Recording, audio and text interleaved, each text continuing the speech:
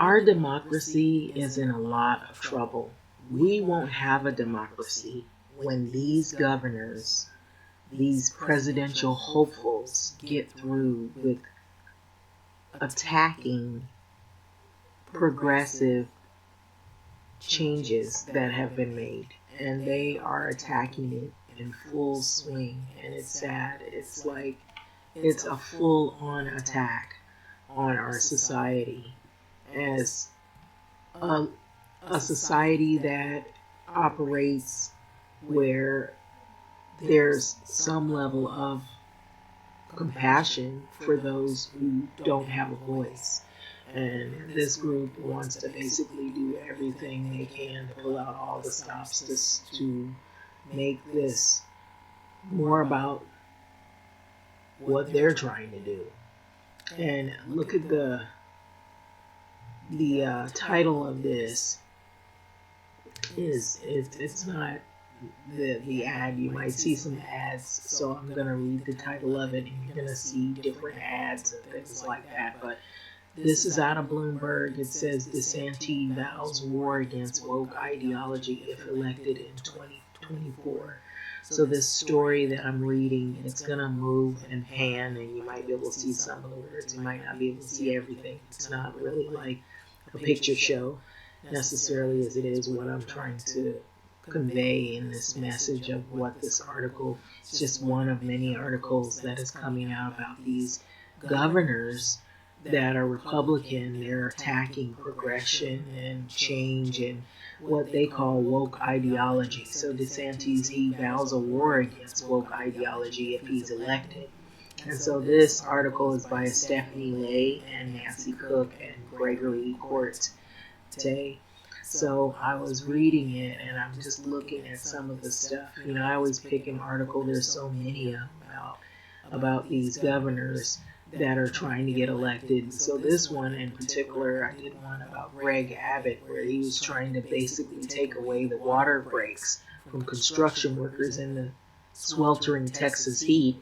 And now you got Ron DeSantis. He's the governor of Florida. He speaks during a Road to Majority's Faith and Freedom Policy. And so it's a conference that happened in Washington, D.C. And so this was on Friday, June 23rd, 2023. So they're on the campaign trail and they're trying to do whatever they can in their power to get elected. And if it means taking away and blocking certain things, they're trying to do it. So Florida Republican Governor Ron DeSantis, he promised an audience of conservatives that if he's elected president, that he would wage a war against woke ideology, of course, what he called woke influence on schools, government, and corporate boardrooms. Basically, he doesn't want CRT. He doesn't want anything having to do with trying to make kids armed with knowledge about the real world. He also is on board with, I would assume he's on board with making kids work. I'm hearing that's going on in some places where they're trying to make, I think Arkansas, they're trying to make kids work. And then I'm hearing some stuff where they're basically trying to change things where that renters don't have protections, and now workers on jobs won't have the protections that they have now. They're trying to change those. So it goes into this whole thing about conservatives that he's basically trying to let everyone know that he's going to make all these changes. So we are going to leave woke ideology in the dust bin of history, so where it belongs. This is DeSantis talking. He told the Faith and Freedom Coalition is what they call it. So you know they use religion just like the slave owners did. They use religion to basically make the slaves docile. And pretty much they don't even operate with what they claim they believe. They just use it to try to make people less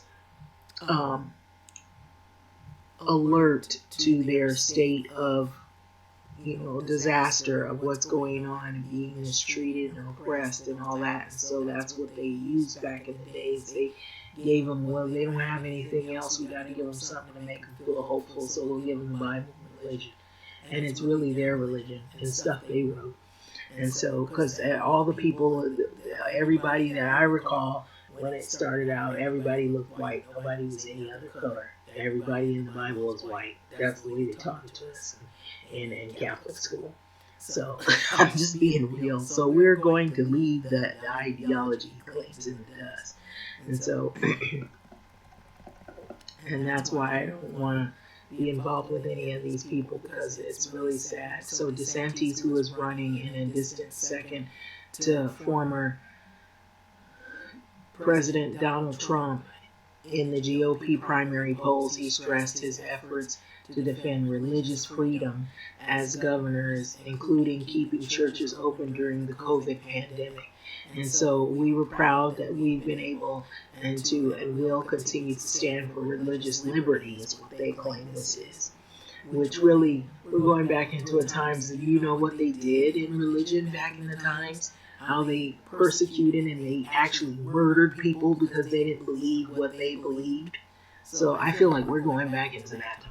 That's what it feels like. We're just one couple of steps away, we're edging over there. So DeSantis' speech, he greeted people enthusiastic cheers, more than one standing ovation. So the pro-Trump crowd that met some of the GOP presidential candidates with a tepid applause or jeers, because they want Trump back in office again. That's the reason why. So I would, even with him having this case against him, there's still people that he's still got a following. Actually, his following's got bigger since this trial against him. He loves it.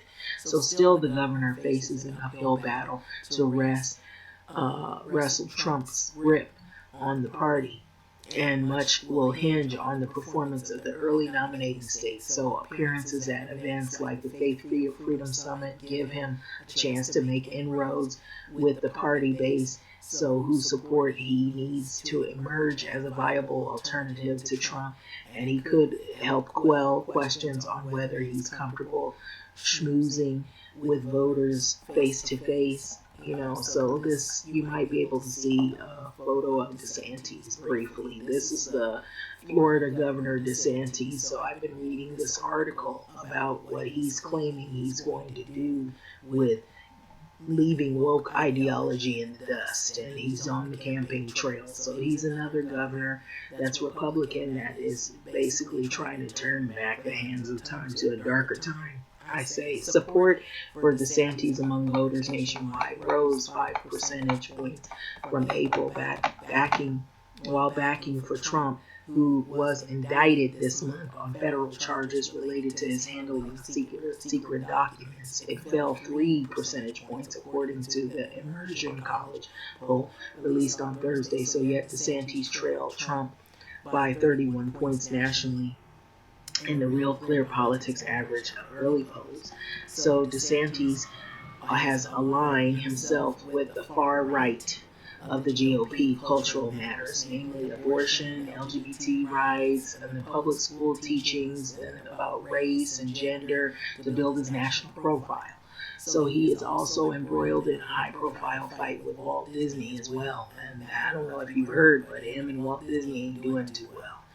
And so it says in a video introduced to his remarks on Friday, DeSantis touted that his record on those issues and efforts to stand up for parental rights. So the left is lighting the fire of a cultural revolution across the land, he said, and I will lead the effort to extinguish that fire of the cultural Marxism once and for all. So see, this is where they're coming from. So he's also said that he would defend conservative Supreme Court Justice Clarence Thomas and Samuel Alito from scurrilous attacks. And so the justices are at the center of the ethics controversies over accepting gifts and travel from wealthy Republican donors that they did not disclose. And so they're all in cahoots with one another, basically. So that came out recently about them taking gifts and traveling from wealthy Republican donors. And so riffing on Roe, so Friday's event was a cattle call for Republican candidates who sought to burnish their social conservative credentials. So businessman Vivek Ramaswamy, whatever, I may not be saying it correct, Ramaswamy, said that the U.S. faced a litany of social ills, including wokeism, transgenderism, climatism, COVIDism, globalism, and depression, anxiety, drug abuse, suicide. So DeSantis rarely discusses abortion on the stump and only briefly touches on the subject, saying that his decision is to sign the legislation banning the procedure after 6 weeks. And I believe this has something to do with abortion. The right thing to do, he claims. So other contenders, though, anchored their message around the 1-year anniversary of Supreme Court decision to overturn Roe v. Wade guarantee of a national or nationwide abortion right. And so former Vice President Mike Pence implored candidates to support a ban on abortions after 15 weeks of pregnancy. So they're just attacking women's rights left and right. They're attacking anybody's rights left and right. So he rebutted those like Trump, who argued the Dobbs decision simply returned the issue to the states that 6-week bans are too harsh, or that the Republican position cost the party congressional seats in 2022. So the president and I have our differences, but I believe elections are about the future, and the different times call for different leadership. This is said by Pence, who received polite applause. And so former New Jersey Governor Chris Christie, which yes, he's running for president, told CNN Inside Politics that it was too early to settle on a 15-week ban. So we're not there yet, and let's let the states make these judgments, he said. So Christie received applause when he nodded to his anti-abortion record in his speech, but was booed when he attacked his former ally Trump. And so I'm running because he let us down, and he said that as the heckling and the booing got louder, so these are the things that they've been looking at. I guess there's some other pressing news, which I know by now most people know about the Titanic sub crew that is dead after the vessel was had a catastrophic implosion, and then there's other, other things that are unrelated, but I don't know why in the world anyone would want to follow any of these people. They all are in cahoots. It's just been one problem after another that these people, they get in office and they just turn back the hands of time to a place where you don't have any rights. And I don't think this is a good thing at all. I think this is horrible. And it's going to make life miserable for a whole lot of people. A lot of people are going to experience stuff that they don't want. And we're coming to that place. And it's getting, how would I say, it's getting darker. Times are getting darker. It's really sad. And that's what I was saying, that they're making more division. They're using all their vices that they have to create more division in the world, to make it harder for people to get along and understand one another. And everybody is not going to have the same beliefs and live the same way, like a carbon copy. It doesn't mean you have to agree with everything that people do, but it's good to know and to arm your kids with the knowledge that they can live in a world knowing that everybody doesn't live the same way and they don't have the same beliefs. It also prepares them for what they could encounter in the world. It's better to know what you're going to be up against rather than encounter something and then not know how to handle it because you haven't been exposed, or it was hidden from you. And that is the thing that I think that people don't realize. And so that you probably will keep seeing DeSantis and a lot of, it's that full of it. It really is. In a lot of these views that I'm panning because the article was about him. But anyway, what do you think? I just think things are getting worse. I feel like these candidates who are governors, they're kicking up old wounds. They're opening up old wounds, kicking up dirt. Things that people thought that we cleaned ourselves of these issues, and they're just bringing that shit back out again. So that's what's creating all this fighting. You see Glendale School District, how the people come up there and they just start fighting and hurting punching each other. They need security up there. They need not just security, they need police, law enforcement up there. So you see DeSantis, he's trying to file a lawsuit against Biden. He has to work on the lawsuit, the stuff that's happening with him and Walt Disney, where he worries about somebody else. But anyway, well, we'll see what happens with this, but I just don't see it getting any better. If they rely on people like this to lead the country, then we won't have a democracy.